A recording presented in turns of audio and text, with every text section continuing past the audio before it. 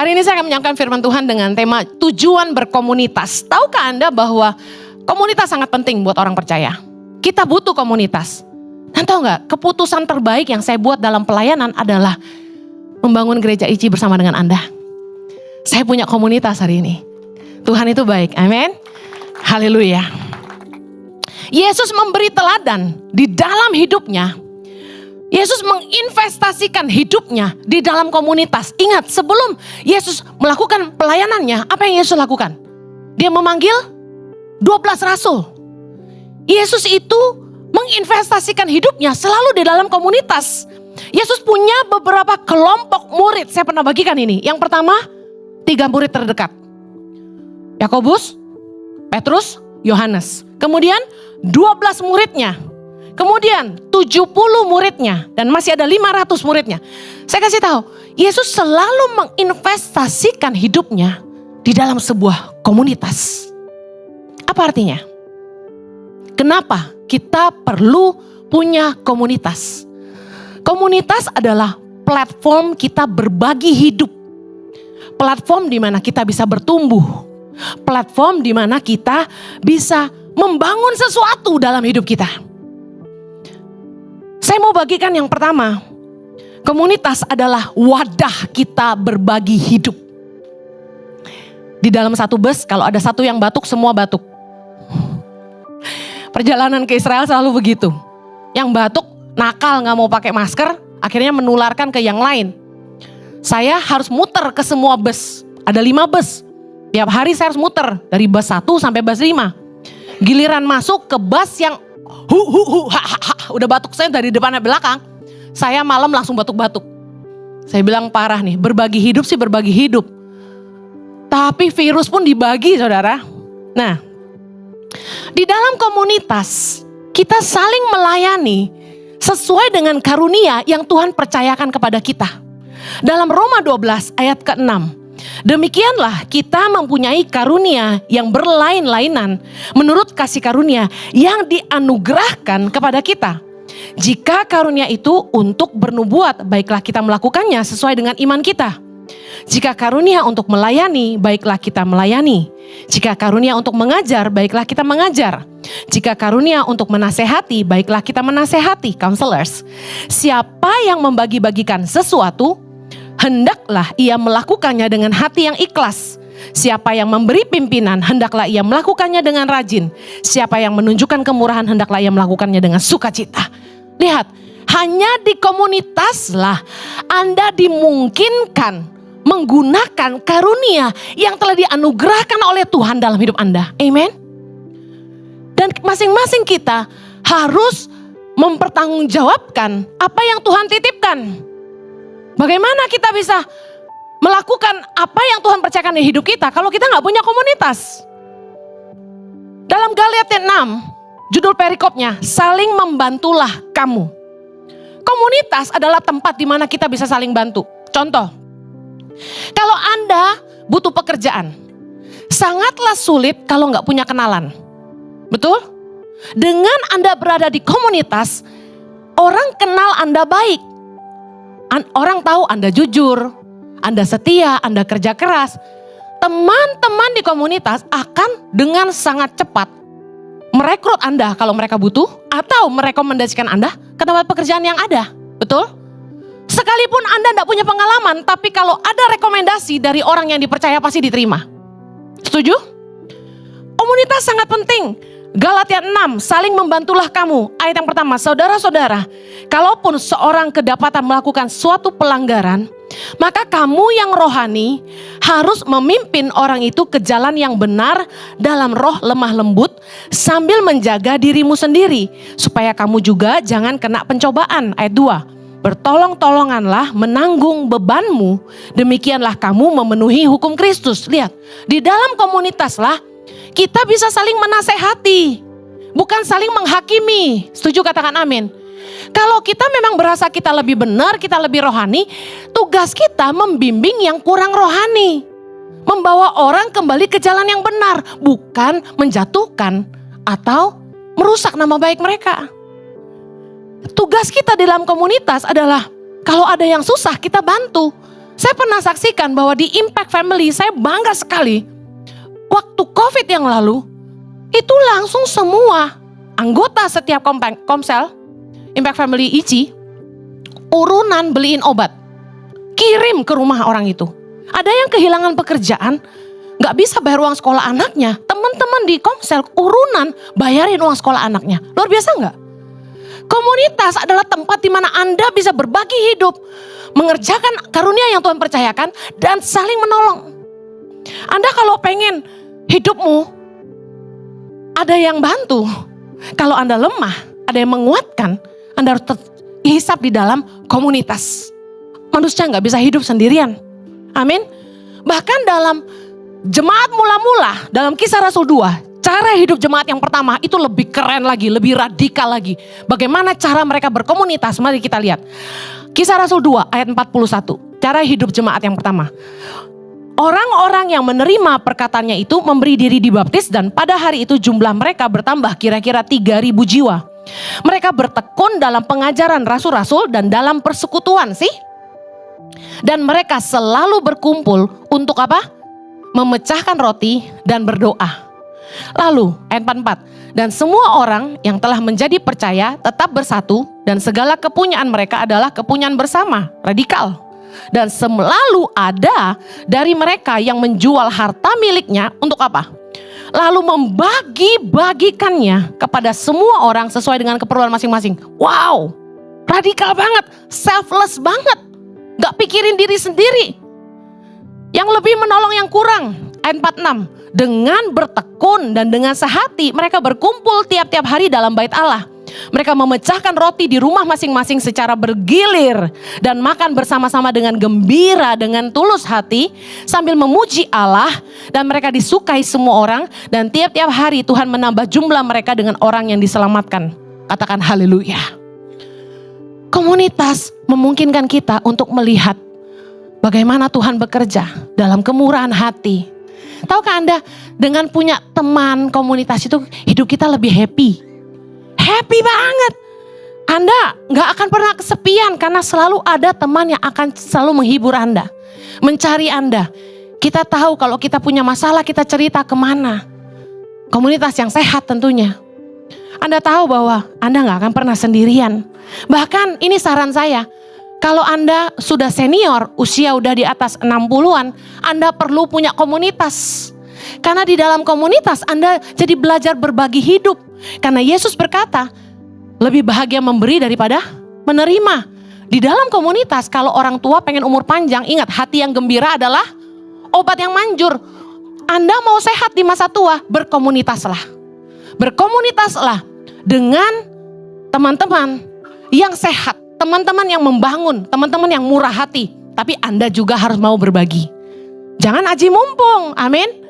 Karena selalu ada orang-orang yang masuk ke komunitas hanya untuk mencari keuntungan sendiri. Tapi kata penting dalam komunitas adalah berbagi, katakan berbagi.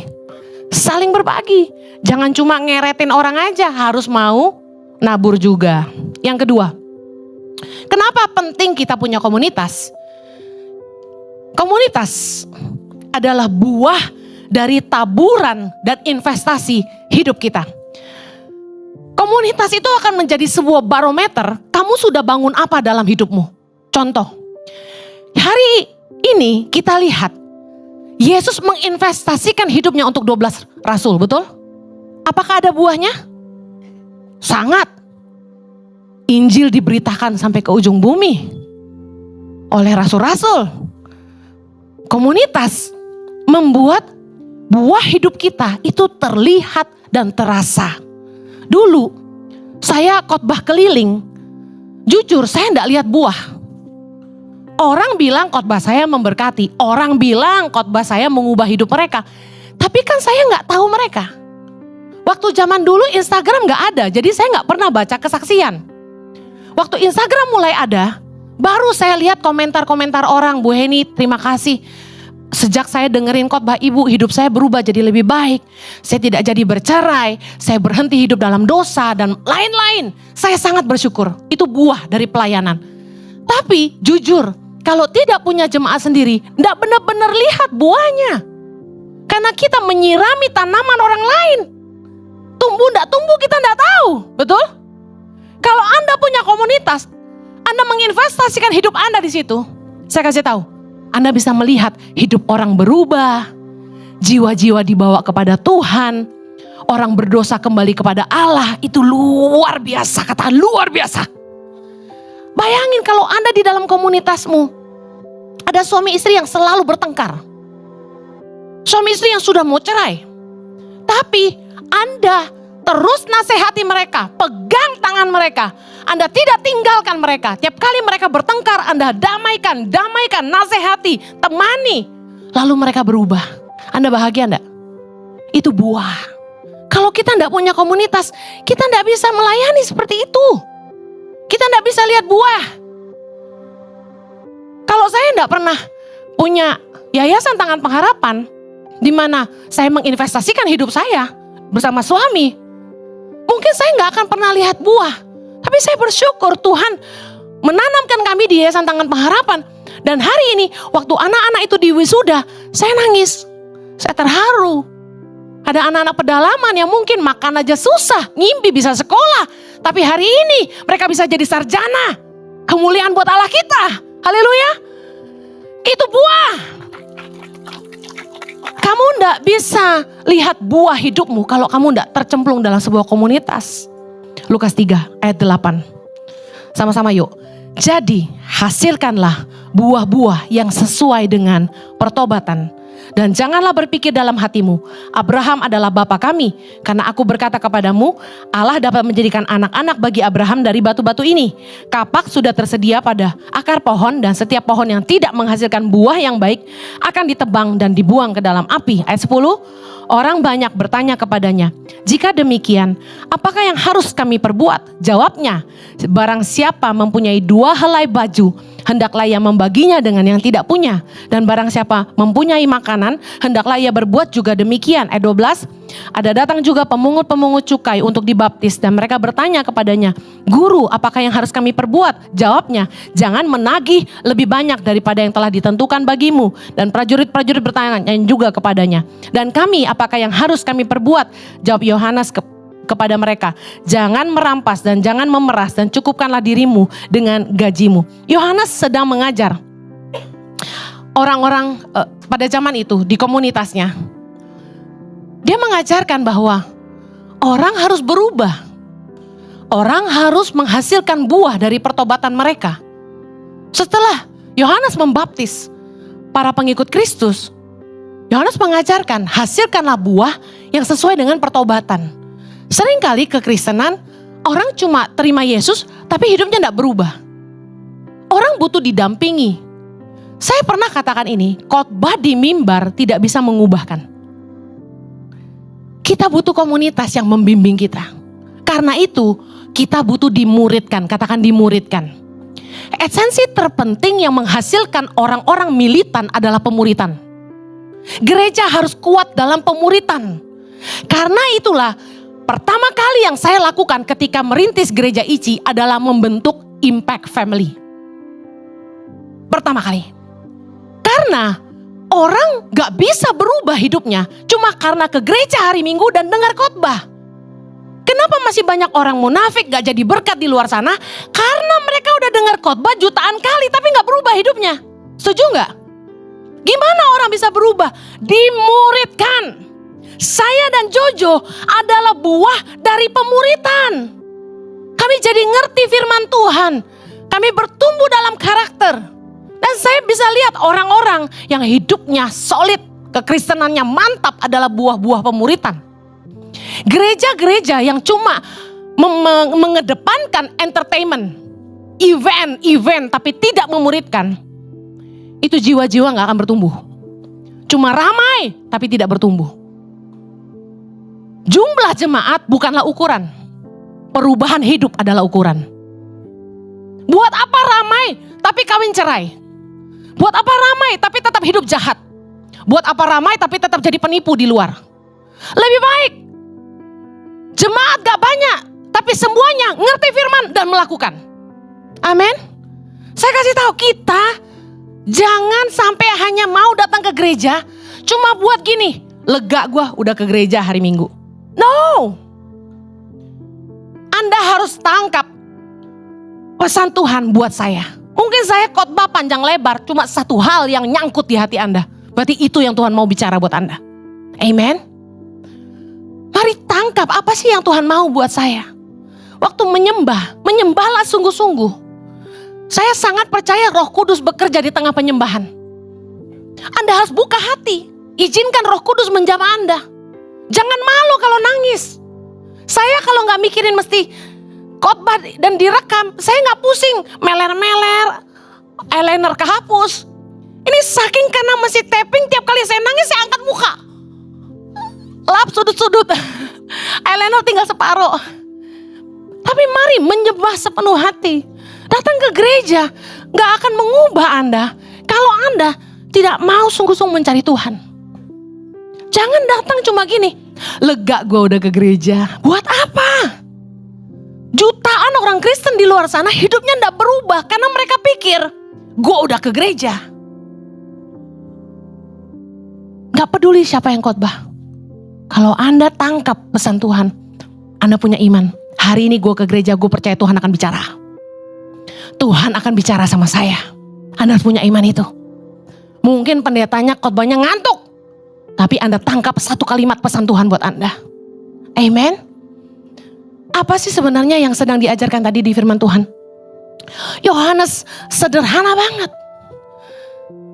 Kamu mau berubah? Kamu mau menghasilkan buah pertobatan? Sederhana, pemungut cukai, bicara tukang pajak.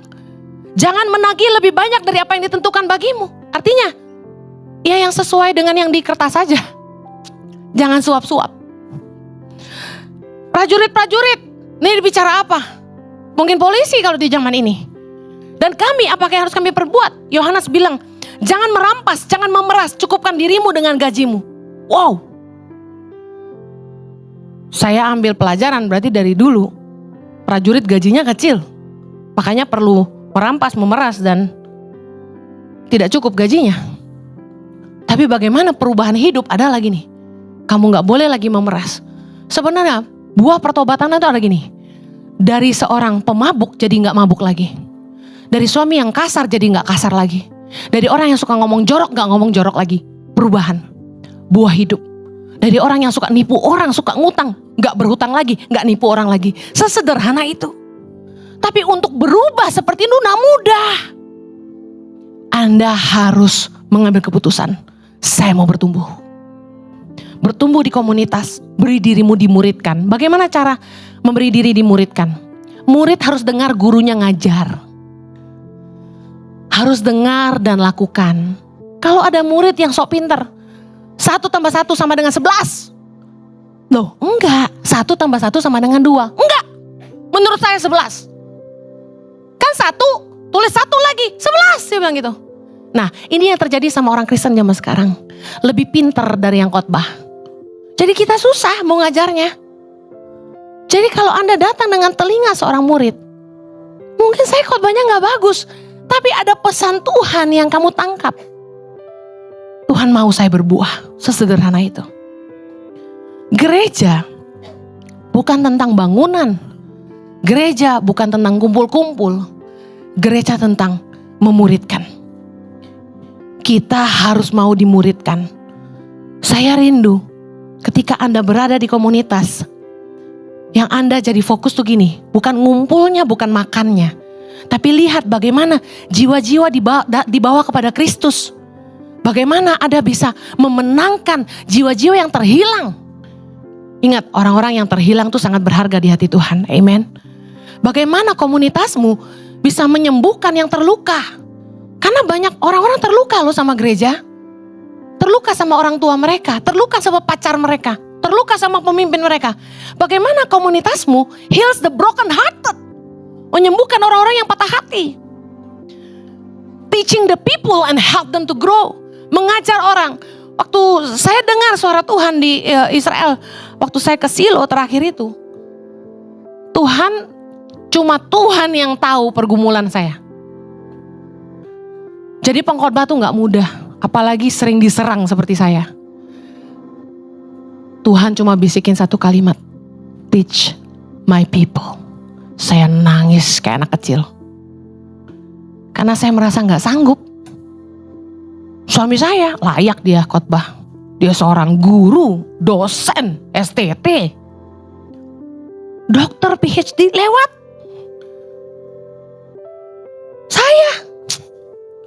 Saya dibilang filsafat. Apa kata lu deh? Karena saya gak baca buku dari orang. Saya gak khotbahnya orang. Saya khotbahin apa yang Roh Kudus ajarkan sama saya. Kalau cara saya berkhotbah adalah kemudian mengilustrasikannya dalam kehidupan, itu yang saya tahu. Kalau saya disuruh jelasin arti teologi begini begitu, bahasa Ibrani aja gue gak hafal. Apa harus saya ngomong Ibrani supaya Anda berpikir saya hebat? Bisa kelengar Anda semua. Tapi saya percaya di komunitas lah memungkinkan kita lihat perubahan hidup, jiwa-jiwa diberi bawa kepada Tuhan. Orang-orang disembuhkan, orang-orang dipulihkan. Amin. Mau gak sekarang terhisap di komunitas? Habis ini daftar Impact Family di depan. Haleluya. Yang terakhir, komunitas. Kenapa kita perlu komunitas? Komunitas adalah tempat kita diasah dan bertumbuh. Anda mau dewasa gak? Kalau mau dewasa, gak jadi Kristen kanak-kanak terus, bergabunglah di komunitas. Amsal 27 ayat 17. Besi menajamkan besi, orang menajamkan sesamanya. Gesekan tidak terhindarkan. Ketika Anda nyemplung di sebuah komunitas yang sakit hati lah, yang tersinggung lah, yang merasa gak dihargai lah, yang merasa disepelekan lah, yang merasa gak dipakai lah, segala itu akan Anda lewati. Jadi gembala itu katanya pekerjaan paling stres di dunia sesudah surgeon. Surgeon itu dokter operasi, dokter bedah. Sekarang saya akui memang benar adanya. Stres gue ngurusin orang. Belum yang antik-antik dan lucu-lucu, yang imut-imut gitu kan ya. Gak mudah jadi gembala. Makanya saya selalu bilang gini, saya istri gembala. Gembalanya suami saya. Bukankah di komunitas ego kita dipangkas? Kita ditegur, diasah, tapi kita jadi lebih bijaksana. Di komunitas kita disalah mengerti, namun kita belajar rendah hati. Di komunitas kita belajar berbagi dan jadi murah hati. Di komunitas lah kita benar-benar bisa melihat hidup kita diasah. Kadang-kadang dalam pernikahan juga sama kan. Kita ketemu sama pasangan yang keras kepala. Kita yang sombong mau adu keras, gak selesai-selesai masalahnya. Akibatnya kita ngambil sikap, ya udahlah ngalah. Ya udah ngalah. Anda percaya saya ini keras kepala? Anda percaya saya seorang istri yang keras banget? Menurut Anda saya lebih sabar apa Pak Jojo? Don't judge the book by the cover. Jangan menilai orang dari kulit luarnya. Saya lebih sabar dari suami saya tahu. Tanya anak-anak di rumah, siapa yang suka marah? Dia selalu bilang kamu. Tanya staf, takutnya sama siapa? Tanya anak saya deh, takutnya sama siapa? Papa atau mama? Suami saya gak perlu marah, cukup bentak, panggil nama aja. Raja! Wah udah, dunia gelap. Gak usah marah, panggil nama aja. Kalau sama saya, Ci, gini lah Ci, gitu mereka. Menyepelekan.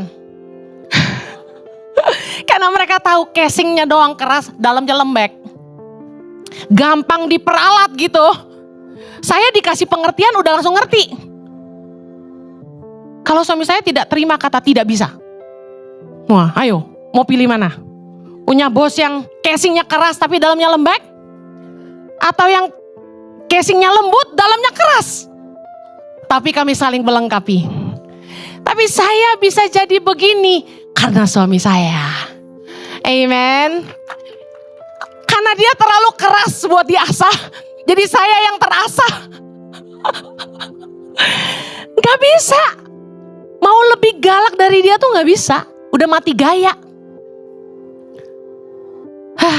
Akhirnya aku belajar sabar. Belajar ngalah. Kalau enggak, gak selesai rumah tangga kita ya kan ya. Tapi di sisi yang lain dia sangat baik. Jadi kadang-kadang aku bingung. Kalau lagi baik-baik, tapi jangan pencet tombol merahnya. Jangan. Saya gak takut sih sama suami saya. Saya hormat sama suami saya. Saya menghargai suami saya. Itu yang penting sih, ya gak? Karena kita di dalam komunitas, ini suami istri yang kasarnya gini, no turning back. No turning back gitu kan ya. Mau kemana saya? Udah dipantek mati di sini. Istri Jojo gitu kan.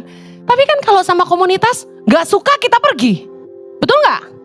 Gak cocok saya diici, saya mau mengundurkan diri. Tersinggung, sakit hati, mau mengundurkan diri. Segampang itu. Tapi saya kasih tahu, Anda menolak proses Tuhan dalam komunitas, Anda pindah ke komunitas lain, Anda akan dibentuk di sana juga. Anda gak mau, Anda tetap sombong. Anda gak akan pernah selesai diproses. Dan Anda gak akan pernah dewasa. Karena komunitas membentuk kita. You wanna be better? Stay. Saya bangga lihat leader-leader di Tangan Pengharapan yang tinggal dengan saya hari ini. Saya bangga lihat leader-leader ICI yang bertahan melewati 1 tahun ini dengan kami. Gak mudah buat mereka punya pemimpin yang gak kenal kata tidak bisa. Gak kenal kata salah. Pokoknya harus benar. Saya kasih tahu, gak mudah. Tapi begitu mereka nurut, akhirnya mereka belajar. Ada salah satu kesaksian full timer ICI yang bilang gini, Ko Jojo itu adalah pemimpin yang menarik kapasitas. Ko Jojo itu selalu menaikkan standar kita. Yang tadinya kita pikir kita cuma bisa segini. Tapi karena dia selalu excellent, extra mile, dia bikin kita jadi menarik kapasitas kita untuk melakukan lebih jauh, lebih banyak, lebih baik. Suami saya itu bisa tidur jam 2, jam 3 pagi. Sepanjang tahun-tahun kami merintis gereja online sampai hari ini. Dia pakai earphone, dia dengarin, gak boleh ada satu nada salah. Gak boleh ada salah edit sedetik pun. Bayangin, ngeri gak? Tahu sampai stres semuanya. Sampai ada yang bilang gini, kok dia tahu aja sih salah di situ? Kok dia bisa nemu? Akhirnya mereka mengambil keputusan beli earphone yang lebih mahal. Karena mereka pikir gini, kok Jojo tuh bisa nemu kesalahan kita yang di detik itu karena earphone-nya bagus. Kita gak kedengeran karena earphone-nya ecek-ecek. Udah mereka ganti earphone yang sama dengan yang suami saya pakai gitu kan. Tapi mereka menyadari bahwa tekanan menghasilkan hal-hal yang jauh lebih baik. Mereka jadi lebih excellent, mereka jadi lebih tajam. Hari ini tim kami adalah orang-orang hebat yang saya bisa bilang saya sangat bersyukur punya mereka dalam hidup kami. Saya bersyukur banget buat semua leader di Tangan Pengharapan, di ICI yang terima kami apa adanya dengan seluruh kelemahan kami dan kelebihan kami. Karena gini, di komunitas seperti dalam pernikahan, kita tuh mesti belajar jadi orang yang gini loh. Kamu gak bisa cuma terima positifnya orang. Kamu gak bisa hanya mau terima kelebihan orang. Kamu harus bisa terima baik buruknya orang. Anda tahu, orang yang gesit, kerja apa gercep, punya satu kelemahan, ceroboh, tidak teliti, tapi dia gercep. Kalau Anda cuma mau terima kelebihan, gue suka lu gercep, tapi gue gak suka lu ceroboh, Anda gak akan punya staff yang baik. Ada orang yang lelet, mikir aja telat, slow, kayak orang Solo, tapi teliti, hati-hati. Itu pantas dikasih kepercayaan pegang administrasi dan keuangan. Gak boleh keliru. Nah, ini saling melengkapi. Kita punya yang kanan dan yang kiri. Kita gak bisa terima telitinya aja, tapi lobetnya kita gak mau. Lemotnya kita gak mau.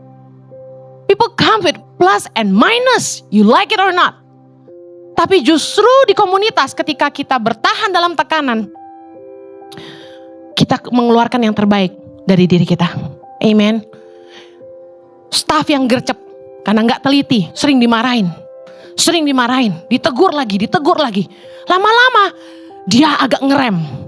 Dia mulai lebih teliti. Akhirnya dia punya kekuatan cepat dan tepat. Keren gak tuh? Staf yang lemot, dikasih tahu apa-apa lemot. Kerjain ini lama, kerjain itu lama. Diomelin terus. Lama-lama dia makin belajar untuk kerja lebih cepat. Akhirnya dia jadi staf yang lebih baik, cepat dan tepat. Anda kalau mau bertumbuh, Anda harus mau diproses. Dan komunitas tempat terbaik untuk kita diasah jadi lebih baik. Amen. Saya akhiri. Kalau Anda mau bertumbuh dan berbuah, Anda harus menanamkan diri Anda di komunitas yang sehat, yang tepat. Dan Anda harus tahu siapa pemimpin Anda. Lukas 6, pohon dan buahnya, ayat 43. Karena tidak ada pohon yang baik yang menghasilkan buah yang tidak baik. Anda buah, pohonnya siapa? Dan juga tidak ada pohon yang tidak baik yang menghasilkan buah yang baik. Sebab setiap pohon dikenal pada buahnya. Karena dari semak duri orang tidak memetik buah ara, dan dari duri-duri tidak memetik buah anggur. Orang yang baik mengeluarkan barang yang baik dari perbendaharaan hatinya yang baik, dan orang yang jahat mengeluarkan dari perbendaharaan yang jahat. Karena yang diucapkan mulutnya meluap dari hatinya. Nah, Anda kalau mau berbuah, Anda harus tahu Anda tertanam di mana. Siapa pemimpin Anda? Setiap pemimpin, sekali lagi, pasti punya kelebihan dan kekurangan. Tapi yang esensi dari seorang pemimpin, ini saya bicara secara general, komunitas dimanapun Anda berada. Yang pertama, apa yang diajarkan? Apakah itu membawa kemerdekaan dalam hidup Anda? Apakah menolong Anda untuk semakin tajam? Menolong Anda jadi lebih baik? Hidupmu jadi lebih baik? Yang kedua, lihat bagaimana sikap hatinya. Firman Tuhan berkata dalam Amsal 27 ayat 19, hati manusia mencerminkan manusia itu.